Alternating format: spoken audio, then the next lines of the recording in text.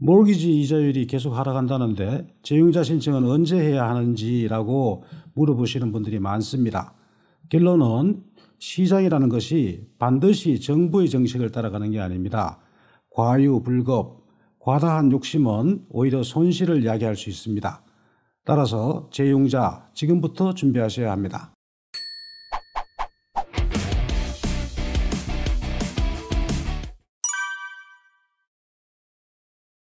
교민 여러분 안녕하십니까?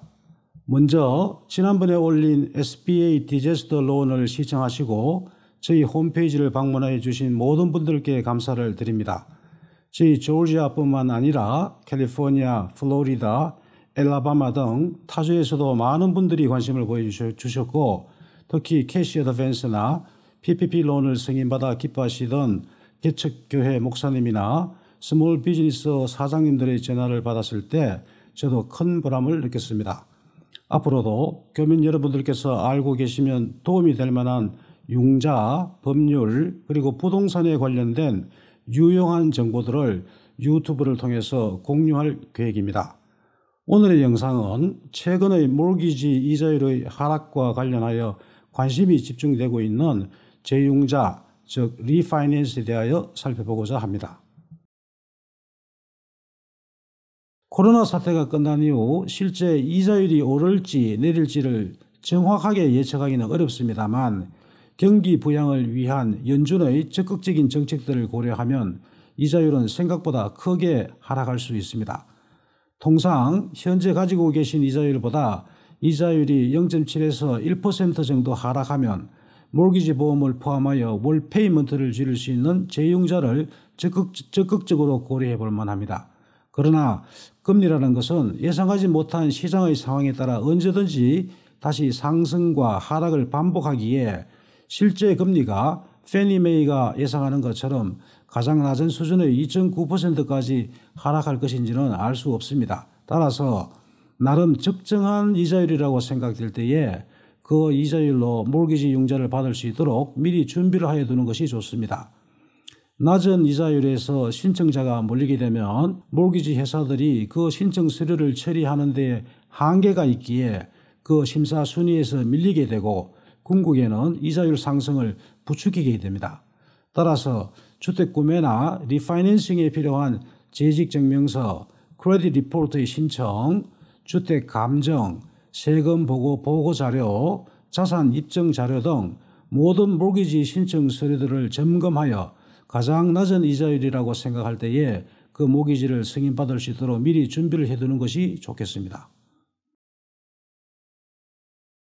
지난 2달간 코로나 바이러스는 국가 경제와 일상생활까지 마비시키며 주식시장과 원자재 시장은 물론 부동산 시장도 불안하게 하였습니다. 이러한 경제적인 침체가 언제까지 지속될 것인지 심히 염려스러운 상황입니다. 4월 29일 미국 상무부가 발표한 자료에 의하면 올 1, 4분기 미국의 경제는 마이너스 4.8% 성장하였고 국민 총생산 지표인 GDP는 직전 분기에 대비해서 5% 가까이 축소되었습니다. 많은 경제 전문가들은 올 2, 4분기의 미국 GDP 규모는 뚝 악화되어 마이너스 30에서 40% 정도 축소될 것이라는 우려를 하고 있습니다.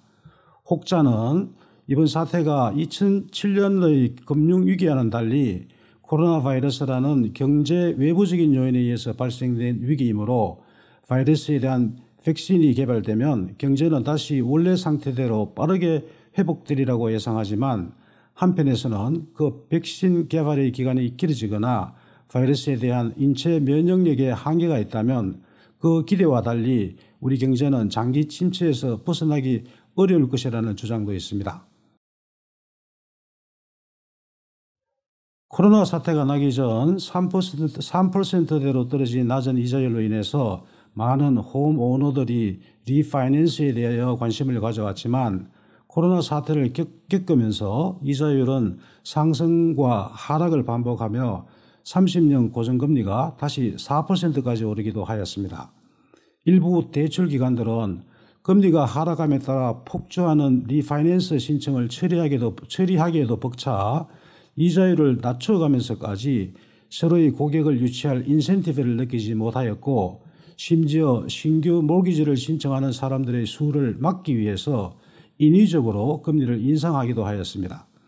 코로나 사태가 장기화되면 실직으로 인해서 소득이 감소한 채무자들의 모기지 페이먼트가 어려워질 것이므로 세컨드 마켓의 투자자들은 모기지 채권 구입에 주저하게 되었고 그 결과 모기지 시장에서의 대출자금 경색을 유발함으로써 신규 모기지의 발행이나 리파이낸싱의 규모를 축소시켰고 이자율의 상승을 초래하기도 하였습니다. 투자자들의 이러한 움직임으로 인해 유발된 모기지 시장에서의 유동성 부족을 해소하기 위해서 연준은 2천억 달러 상당의 모기지 채권을 구매함으로써 현재 팔리지 않고 있는 모기지 채권을 해소하겠다고 발표하였습니다. 나아가 현재의 경제적 위기를 극복하기 위해 연준은 4월 29일자로 기준금리를 0에서 0.25% 사이에서 동결하기로 하였습니다. 모기지 이자율은 재무부의 10년 만기 채권 수익률을 따라 움직이는데 코로나 사태로 주식시장이 침체되면서 많은 투자자들이 안전자산인 채권 시장으로 몰리면서 재무부의 채권 수익률은 최근 사상 최저치로 떨어졌으며 그 결과 모기지의 이자율도 동반 하락하였습니다. 연방 모기지 협회인 페니메이는 정부의 이러한 적극적인 부양 정책에 근거하여 모기지 이자율은 계속 하향세를 유지하여 2020년에는 평균 3%, 2021년도에는 2.9%까지 하락할 것이라고 예측하고 있습니다. 4월 마지막 주를 기준으로 볼 때 모기지 이자율은 지난주에 비해 또다시 하락하여 30년 고정 모기지 이자율은 3.5에서 3.6%대를 유지하고 있습니다. 실업률의 증가와 소득의 감소가 주택시장에 부정적인 영향을 미치고 있음에도 불구하고 향후 1년 반 동안 모기지 이자율이 더욱 떨어져 2%가 된다면 서로의 주택을 구입하려는 사람이나 재용자의 수요는 급격히 증가할 것이고 이에 따라 주택 가격이 계속 상승할 것이라고 페니메이는 예측하고 있습니다.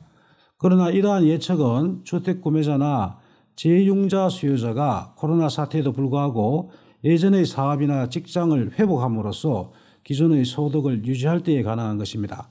실직이나 감봉으로 수입이 줄어든 사람들은 모기지 대출 심사 단계에서 필수적인 소득 증명 기준을 충족하기 어려울 것이므로 비록 그 이자율이 낮다 하더라도 모기지 융자를 통한 주택 구입이나 재용자의 어려움이 따를 것입니다. 오히려 기존의 모기지 페이먼트를 제때하지 못하여 숏셀이나 포클로즈로 인해 시장에 쏟아져 나오는 매물이 많을 것이며 이는 주택 가격 하락의 요인이 될 것입니다.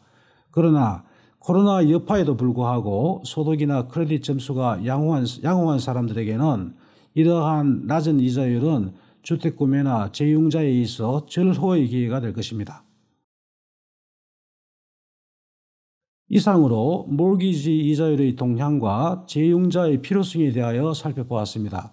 모든 일이 그러하듯 월 페이먼트를 줄이거나 융자 조건을 유리하게 만들 수 있는 재융자의 경우에도 본인 나름대로 알아보고 준비하는 노력을 아끼지 말아야 할 것입니다.